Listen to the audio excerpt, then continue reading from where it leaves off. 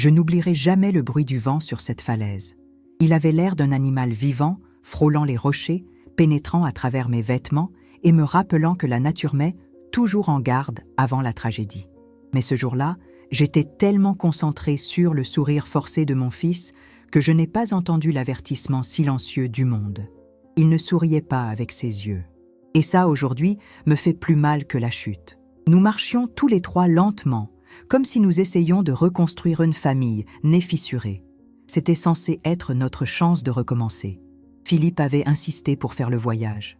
Il a dit que nous vieillissions, que nous devions adoucir nos cœurs avant qu'il ne soit trop tard. J'ai accepté parce qu'au fond de moi, je croyais encore qu'une mère est capable de toucher le cœur d'un enfant rien qu'en étant présente. Et c'est peut-être exactement pour cela que j'étais aveugle. L'odeur de la mer montait sur les rochers, mêlée de sel et le souvenir d'autres étés quand mon fils courait le long de ces mêmes rochers sans craindre le monde. Je voyais ce garçon chaque fois que je le regardais, même maintenant adulte, avec la barbe bien entretenue et les yeux qu'il avait hérités de son père. Mais ce jour-là, il y avait quelque chose de plus. Une rigidité, un détachement, une sorte de silence que seuls ceux qui ont déjà été trahis reconnaissent. Et j'ai senti l'avertissement avant de comprendre. Sa main a glissé sur la mienne, mais pas comme quelqu'un qui perd l'équilibre. C'était une libération intentionnelle, froide et calculée. Mon mari l'a remarqué en premier. Il m'a serré le bras avec une force qui n'égalait pas ses 69 ans. C'était une force désespérée, la force de quelqu'un qui comprend tout avant l'impact. J'ai regardé Philippe et j'ai vu un regard qui n'était pas le sien. C'était dur, vide, presque mécanique, comme s'il répétait un ordre sans prendre de décision. Et avant que je puisse dire une mot, avant que le vent ne me crie, j'ai senti la poussée. Ce n'était pas fort. C'est la partie qui me fait le plus mal. S'il s'était agi d'une impulsion violente, j'aurais pu dire que c'était une explosion de haine ou de désespoir. Mais non, c'était fluide, délicate même. Une poussée minimale, assez pour me déséquilibrer, assez pour donner au destin la responsabilité qui n'était pas la leur. Philippe ne voulait pas que cela ressemble à un crime. Il voulait que la falaise décide pour lui. J'ai glissé le premier.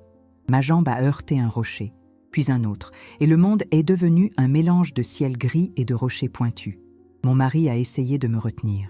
J'ai senti ses doigts gratter mon poignet alors que son corps se déséquilibrait. Il laisse tomber avec moi.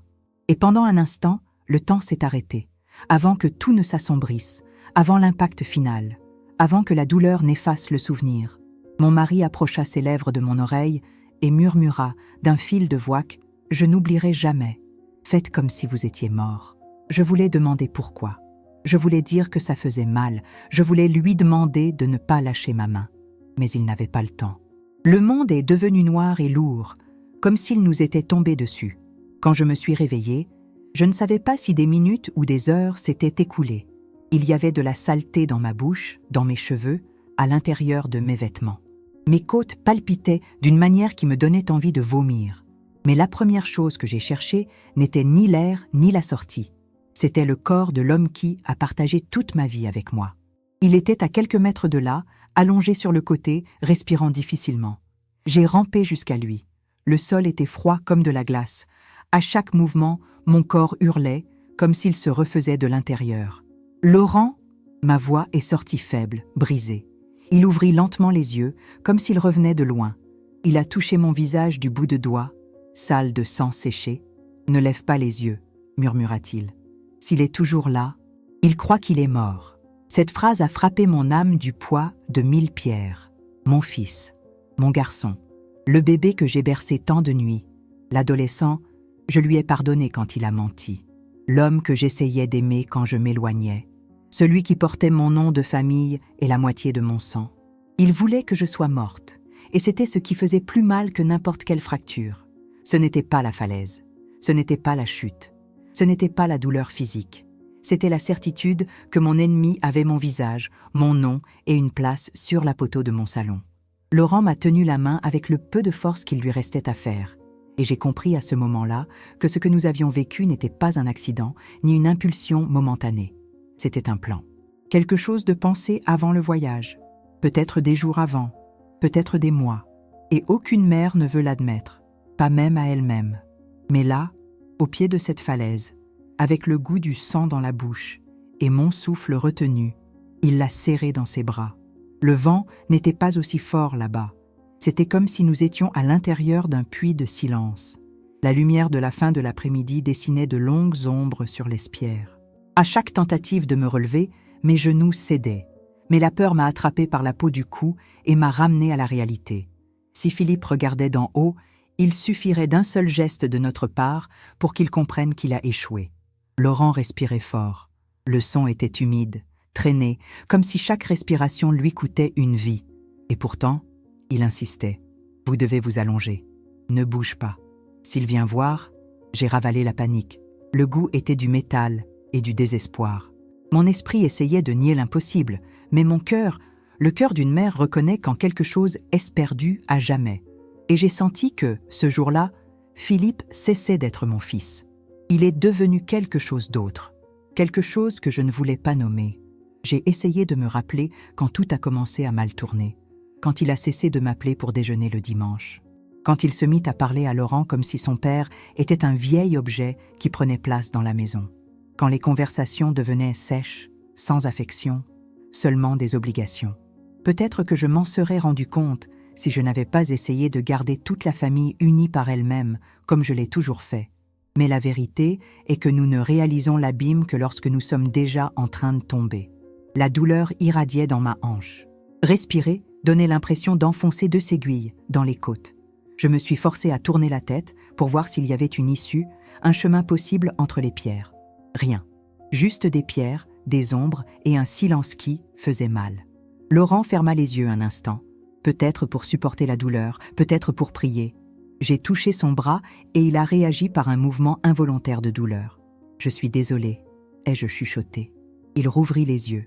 Il y avait quelque chose en eux, ce n'était pas la peur, c'était la détermination. C'est une force que j'ai toujours admirée chez lui, depuis le jour où je l'ai rencontré au marché de Belleville. Quand il m'a dit que je souriais comme quelqu'un qui porte le monde, mais que j'avais encore de la place pour la lumière. « Écoutez », dit-il d'une voix rauque, « Philippe n'est pas seul. » Cette phrase m'a frappé comme un coup à l'âme. « Qu'est-ce que tu veux dire ?» J'ai entendu. Conversation, jour, au téléphone. Des noms qu'il ne voulait pas que je sache. Quel nom ? Laurent hésita. Ce n'était pas par doute, c'était par douleur, et peut-être par peur de détruire une fois pour toutes le souvenir du fils que nous aimions autrefois. Sophie. Le nom est tombé parmi nous comme une pierre au fond d'un puits. Sophie, l'ancienne petite amie, la femme qui a toujours voulu tout ce que Philippe n'a jamais eu le courage de conquérir. Le même qui nous regardait comme des obstacles, le même qui a disparu après une mauvaise bagarre, mais n'a jamais vraiment quitté la scène. Mon cœur s'est serré. Sont-ils ensemble ? Laurent ne répondit pas avec des mots. Il ferma simplement les yeux, comme s'il confirmait que c'était une phrase qu'il ne voulait pas prononcer. Et c'est là que j'ai compris. Ce n'était pas seulement de la cupidité. Ce n'était pas seulement la froideur. C'était quelque chose de plus grand, quelque chose de dangereux, quelque chose qui avait commencé avant l'automne et qui ne s'arrêterait probablement pas là. J'ai essayé de me traîner.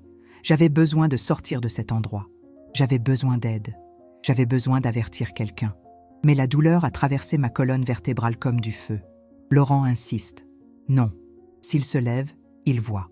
Si vous le voyez, il descend. L'image de Philippe descendant ses pierres, essayant de confirmer si nous étions morts, cela m'a fait tourner l'estomac. Mon propre fils. Le même que j'avais emporté le froide nuit d'hiver. Le même que je vous ai appris à écrire le nom. Le même qui avait peur du noir et dormait parmi nous 2 fois par semaine. Et maintenant, il en était capable. Mon corps tremblait, mais il n'était pas froid.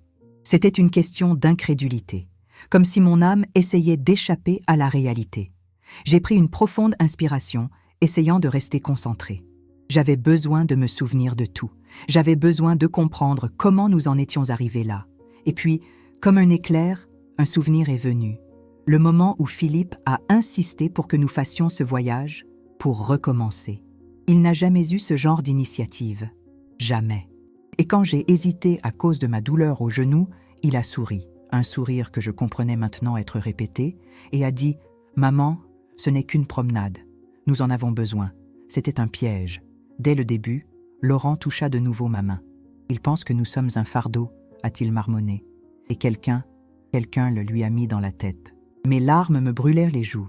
Le silence qui nous entourait semblait se moquer de nous. Et c'est là, au pied de la falaise, que j'ai compris une vérité qui fait plus mal que la chute. Parfois, l'ennemi n'est pas celui qui vous pousse. C'est lui qui chuchote avant la poussée. Je restais là, immobile, essayant d'écouter le moindre bruit qui pourrait révéler si Philippe était toujours au bord de la falaise. Mais tout ce qui parvenait à mes oreilles, c'était le sang lui-même qui pulsait dans ma tête, mêlé de peur. Le silence autour de moi semblait construit pour amplifier la vérité que j'essayais de nier. Nous n'étions pas seulement deux personnes âgées qui étaient tombées dans un accident. Nous avons été deux témoins indésirables de quelque chose qui se passait bien avant la chute. Le vent a changé, apportant une odeur humide de feuilles humides, et ce détail a fait réveiller ma mémoire un souvenir qui, jusque-là, semblait hors de propos. 2 jours avant le voyage, quand je suis allé mettre les vêtements de Laurent dans la valise, j'ai trouvé son téléphone portable avec l'écran allumé. Il l'avait laissé sur le lit et une notification clignota. Il n'était pas courant qu'il reçoive des messages tard dans la nuit. C'était le nom de Philippe. Le contenu de l'aperçu disait seulement « Ne vous inquiétez pas, elle acceptera ». Je ne voulais pas l'ouvrir. Je n'ai jamais touché à ce qui n'était pas à moi. Mais maintenant, sur cette falaise, cette phrase résonnait comme un signal que j'avais ignoré. Elle va le prendre. Accepter quoi? Maintenant, je savais. Notre mort n'a pas commencé là. Tout a commencé avec leur décision. Dans la conversation, je n'ai jamais entendu. Dans le plan qui a été construit alors que moi, naïf, je croyais qu'il y avait encore une chance d'être de la famille. J'ai essayé de m'appuyer sur un rocher pour lever un peu plus la tête. Mon corps a protesté, mais le besoin de comprendre ce qui se passait était plus grand que la douleur. J'ai regardé Laurent. Il était pâle, mais conscient. Il y avait une coupure profonde sur l'épaule et une autre sur le front, mais son regard resta fixe. Je me regardais avec une inquiétude qui mêlait amour et peur. « Laurent, qu'avez-vous entendu ?» demandai-je. Il mit quelques secondes à répondre, comme s'il cherchait la force de rassembler les mots. 2 jours avant notre départ, Philippe est venu ici chez lui, a-t-il dit. Je suis resté dans la cuisine à t'écouter parler dans le salon. Il vous a traité avec une gentillesse qui n'était pas la sienne. J'ai été surpris. Quand il est parti, il a reçu un appel. À qui? Laurent prit une profonde inspiration, essayant de vaincre la douleur. De Sophie. Mon estomac s'est retourné. C'était comme si chaque détail révélé était une pièce du puzzle de notre malheur. Elle a dit que tout était prêt, qu'il suffisait de suivre le plan, et qu'ensuite, alors il n'aurait plus aucune obligation envers nous. Cette phrase a coupé le reste de mon âme. Aucune obligation envers nous. Est-ce ainsi qu'un enfant parle de son père et de sa mère? Comment se débarrasser des vieux meubles?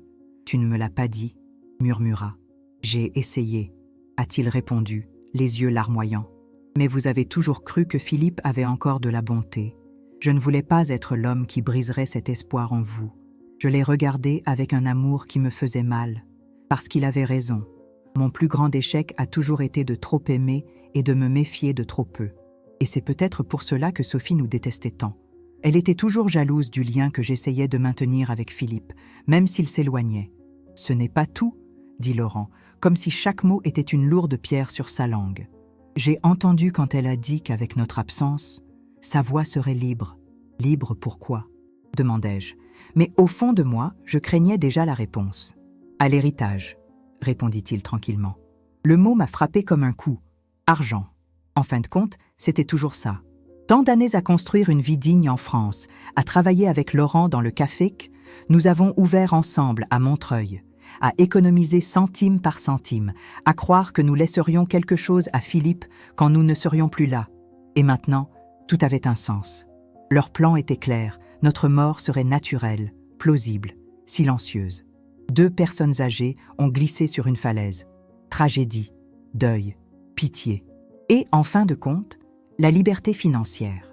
Je me sentais petit, submergé par une sorte de douleur qui n'existe dans aucune langue.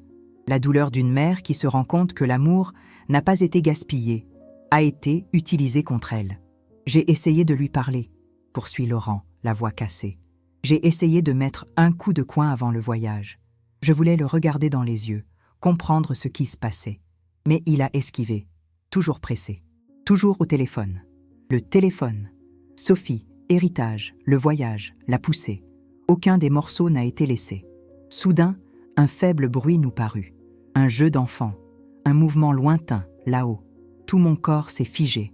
Laurent m'attrapa le bras, tendu. « Ne bouge pas », murmura-t-il. « S'il tombait, je ne te vois pas réveillé. » J'ai ravalé ma peur. Je me suis appuyé contre le sol, me fondant dans l'ombre des rochers. Mon cœur battait si fort qu'il semblait résonner sur la falaise. La fissure s'estrépétait, puis un autre, comme des pas traînants.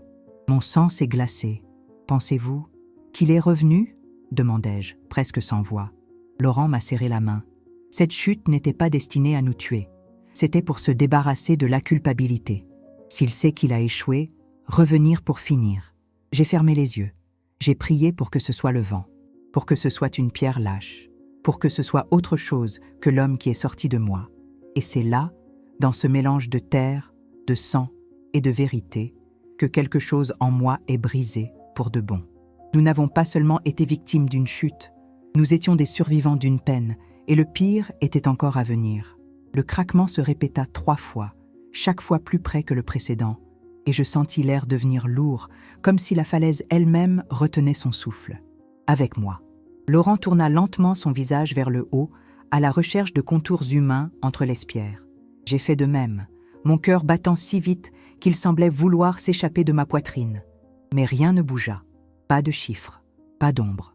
Seulement le silence, encore plus cruel qu'avant. « S'il est là, » murmura. « C'est lui qui décide, » a répondu Laurent avec une certitude que seuls ceux qui connaissent son propre fils peuvent ressentir. « Vous attendez.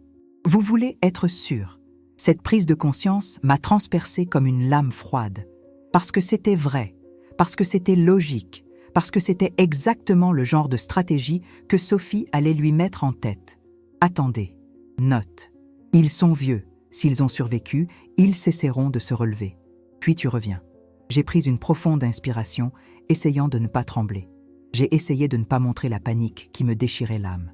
Je n'aurais jamais imaginé qu'un jour je devrais simuler ma propre mort pour survivre à mon fils. Mais la vie est faite de véritesses que personne ne nous prépare à porter. Le temps s'est écoulé d'une manière étrange là-bas. Je ne sais pas si c'était des minutes ou des heures. Le ciel s'assombrit lentement, teintant la falaise de ton froid, et je réalisais que la nuit nous protégerait ou nous tuerait. Le froid commençait déjà à pénétrer à travers les vêtements déchirés. Je tremblais de manière incontrôlable. Et Laurent aussi. Nous devions sortir de là. Je ne pouvais plus attendre. Quand le vent a de nouveau changé, apportant l'odeur lointaine de la pluie, j'ai pris une profonde inspiration et j'ai dit « Maintenant ». S'il était encore là, il aurait déjà baissé. Laurent a accepté, avec un mouvement si petit que je n'ai presque pas remarqué. « Vous y allez en premier », a-t-il dit. « Je vais suivre derrière. » J'ai essayé de protester, mais il m'a jeté ce regard ferme, le même regard qui m'a sauvé quand nous sommes arrivés en France sans rien, le même qui m'a gardé fort à la naissance de Philippe, le même qui m'a donné du courage quand nous avons ouvert notre petit café. « Je suis en vie grâce à vous », a-t-il dit. « Maintenant, vous vivez pour nous deux. » J'ai rassemblé des forces que je ne savais même pas que j'avais et je me suis appuyé sur un rocher plus gros. Le corps a crié en signe de protestation, mais j'ai obéi. Mes jambes tremblaient, mes hanches brûlaient, mais je me suis relevé, lentement, effrayé, comme quelqu'un qui grimpe dans sa propre vie.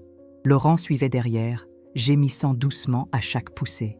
Nous n'avons pas levé les yeux, nous n'avons pas appelé à l'aide, nous n'avons pas fait de mouvements brusques. Nous nous contentions de suivre, comme 2 fantômes qui se lèvent du fond de la terre. Quand j'ai atteint la moitié du chemin, j'ai pu voir le ciel au-dessus des rochers. Il faisait sombre, mais assez clair pour révéler une absence. Il n'y avait personne. Philippe non plus, pas même une ombre. Ni le mouvement, rien. Il est vraiment parti. Il a quitté ses parents pour mourir. Froid, lucide, délibéré. Voilà, c'est la plus grande libération que j'ai jamais ressentie. Parce que le doute fait plus mal que la vérité. Et je n'avais plus aucun doute. Mon fils, celui que j'ai engendré, a choisi son camp. Et maintenant, nous devrions choisir le nôtre. Lorsque nous avons finalement atteint le sommet, mes jambes ont cédé dans l'herbe. Je suis tombé à genoux, tremblant de la tête aux pieds. Laurent s'est assis à côté de moi, respirant fort. Nous sommes restés là, en silence, regardant l'horizon comme 2 survivants qui ne savaient pas quoi faire de leur vie. Ils n'imaginaient pas qu'on se lèverait, ai-je dit, la voix rauque. « Il ne connaît pas la mère qu'il a », a répondu Laurent. J'ai senti mes larmes couler, chaleureuses, honnêtes. Ce n'était pas seulement de la tristesse, ils étaient forts, de quelque chose qui renaissait en moi, quelque chose qu'il a essayé de tuer, mais a échoué. Laurent m'a touché la main. Maintenant, nous ne sommes plus ses parents, a-t-il déclaré. Nous sommes deux personnes qui ont besoin de survivre. J'ai pris une profonde respiration et je me suis levée, utilisant ma propre douleur comme fondement. J'ai levé les yeux par-dessus la falaise, j'ai vu les rochers en contrebas et j'ai imaginé ce qu'aurait été notre mort parfaite. Parfaite pour lui, parfaite pour elle, parfaite pour une assurance, un héritage, une nouvelle vie construite sur nos os. Mais la vie ne s'arrête pas quand quelqu'un se décide. Elle se termine quand Dieu le permet. Et il ne l'a pas permis. J'ai attrapé mon téléphone dans la poche intérieure de ma veste. Il était égratigné, mais vivant. J'ai appelé la police. La voix du préposé semblait distante mais ferme. « Madame, où êtes-vous ? Nous étions à l'endroit où nous renaissions. »« Je te le dirai en chemin, » répondis-je en regardant Laurent. « Mais j'ai besoin que tu viennes maintenant. » Quelques minutes plus tard, nous avons vu les feux bleus couper la route.